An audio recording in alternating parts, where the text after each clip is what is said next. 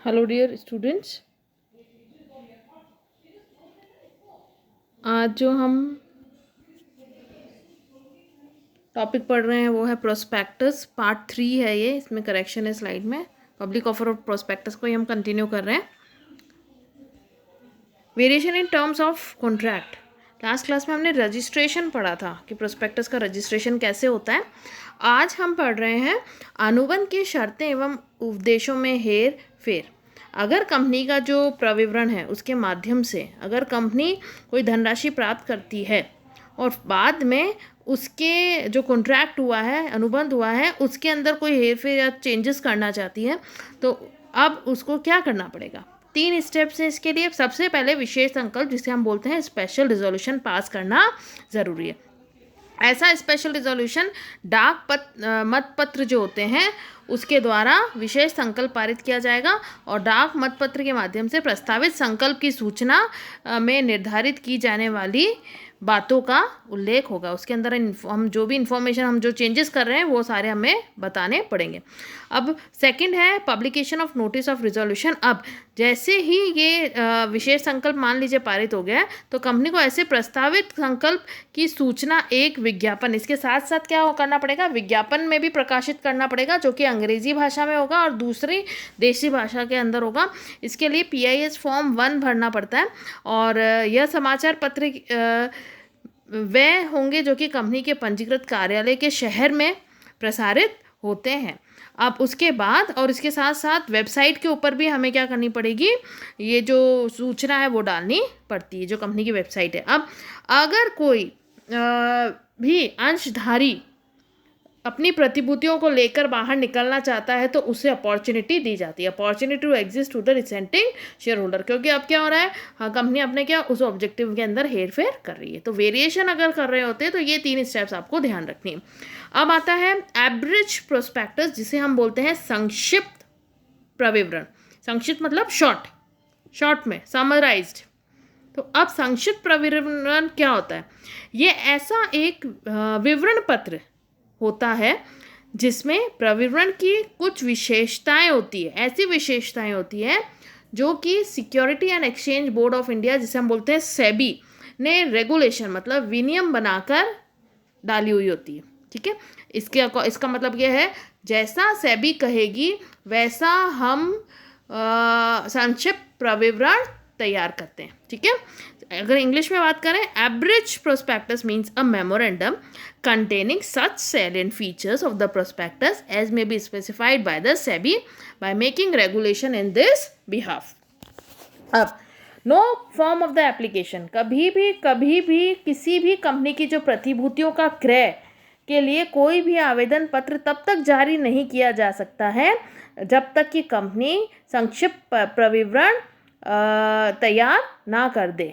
ठीक है, इसके साथ संक्षिप्त प्रविवरण लगा हुआ होना ज़रूरी है। अब कुछ एक्सेप्शंस हैं जिसको हम हिंदी में बोलते हैं अपवाद। But no one shall be required to issue a copy of average prospectus with the form of application in the following cases. इन जो following cases है दो, उसके अंदर ये चीज़ लागू नहीं होती है। Where the form is issued in connection with the bona fide invitation to the person to enter into underwriting agreement with respect to such securities, and where it is issued in relation to the securities which were not offered to the public. पहला point है, जब किसी व्यक्ति को अंशों अथवा ऋण पत्रों के अभिगोपक का ठहराव करने हेतु सद्भावनापूर्वक निमंत्रण दिया गया है। ठीक है, तो हमने क्या करा है, हमने अंडर राइटर के साथ एक ठहराव करने के लिए उसे इनविटेशन दे दिया है। तब हमें संक्षिप्त प्रविवरण नहीं तैयार करना है या उसको नहीं लगाना है, या जब वह अंश व ऋण पत्र जनता को प्रस्तावित नहीं किए, जब हम पब्लिक को ऑफर ही नहीं कर रहे हैं तब भी हमें नहीं लगाना है। क्लियर। अब copy of prospectus on request, इसका ये मतलब है अगर कोई भी हमारी प्रोस्पेक्टस की कॉपी मांगता है तो हमें उसकी कॉपी अवेलेबल करवानी होती है। अगर इसमें हम कोई भी त्रुटि करते हैं, गलती करते हैं तो 5000 रुपीज़ तक का डिफ़ॉल्ट हम पे जुर्माना लगाया जा सकता है। अब आता है डीम्ड प्रोस्पेक्टस, जिसे हम बोलते हैं माना हुआ प्रविवरण। आपको एग्जाम में पूछा जा सकता है कि what do you understand by deemed prospectus. Deem prospectus माने हुआ प्रविवरण से आप क्या समझते हैं? अब इसमें मैं आपको एक चीज़ बताऊं कि यहाँ पर होती है निर्गम गृह, जिसे हम बोलते हैं इशूइंग हाउस।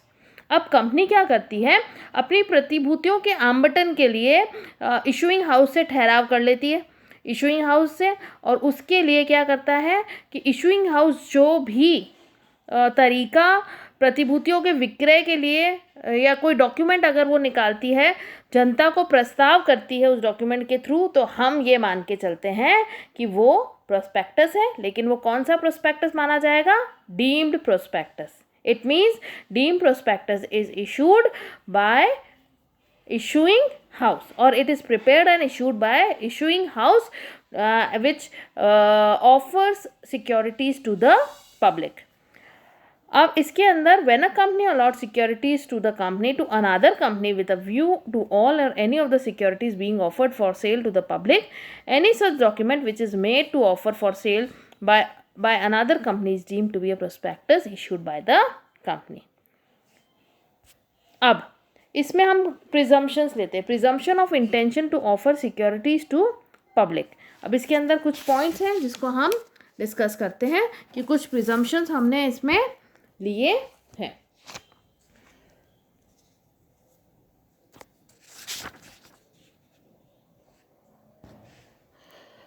अगर निम्नलिखित में से कोई भी ऐसी दशा में किसी कंपनी की प्रतिभूतियों को अन्य कंपनी के फॉर्म को आवंटित करने के लिए आवंटित करने का ठहराव करती है, तो वह हम ये मान के चलते हैं कि वह प्रस्तावित करना ही माना जाएगा, यदि अन्यथा सिद्ध नहीं किया जा सकता है। इसमें ये कहते हैं यदि प्रतिभूतियों के आवंटन के ठहराव के 6 माह के भीतर उन प्रतिभूतियों को उनमें से किन्हीं प्रतिभूतियों का विक्रय का प्रस्ताव जनता को कर दिया गया, मतलब सेम 6 महीने हुए थे और अगेन हमने 6 महीने के भीतर सेम सिक्योरिटीज हम जनता को प्रस्तावित कर रहे हैं, ठीक है। उसके साथ साथ यदि किसी तिथि को उन प्रतिभूतियों के विक्रय का प्रस्ताव किया गया है और उस तिथि के कंपनी को उन प्रतिभूतियों से प्राप्त होने वाली संपूर्ण प्रतिफल कंपनी को प्राप्त नहीं हुआ था।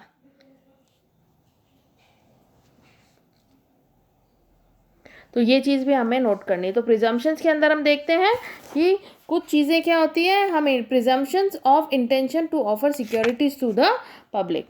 एडिशनल मैटर्स भी स्टेटेड होते हैं जिसके अंदर हमें ध्यान रखना है कि जब ऑफर ऑफ सेल हम कर रहे हैं, all the matters and set out of the reports beside these the following additional particular should be stated in the offer. अब हम देखते हैं कि the net amount of consideration received क्या है हमारे पास, and the time and the place of contract क्या रहा है। अब उसके साथ आता है person offering to be name in the prospectus as director, to be named in the prospectus as director.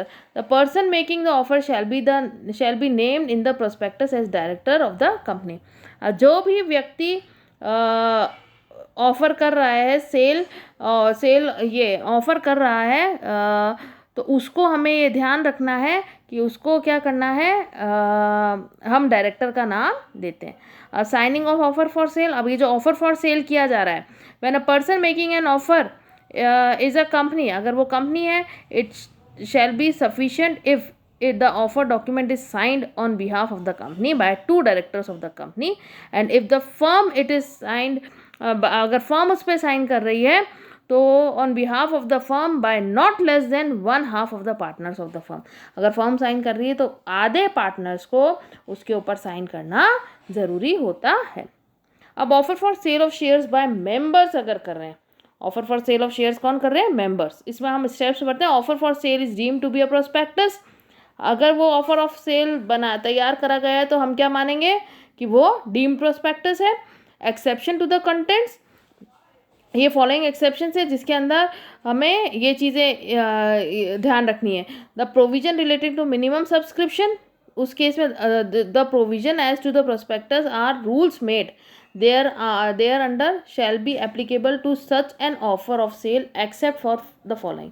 तो इसके लिए अगर ये सारी चीज़ें कर रहे हैं तो इसके लिए हमें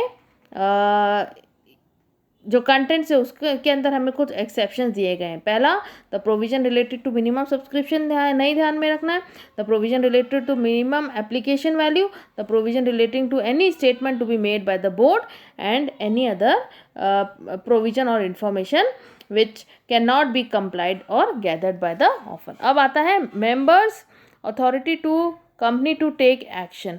अब इसमें क्या दिया गया है, द मेंबर जो है या तो इंडिविजुअल या बॉडी कॉर्पोरेट या दोनों, हु शेयर्स आर प्रपोज, जिसके शेयर्स प्रपोज किए जा रहे हैं, ऑफर किए जा रहे हैं पब्लिक को, shall collectively authorize the company to take action. अगर कोई भी एक्शन लेना है तो वो कंपनी के बिहाफ पर लेते हैं। फिर आता है disclosure of name of the person bearing the cost of offer.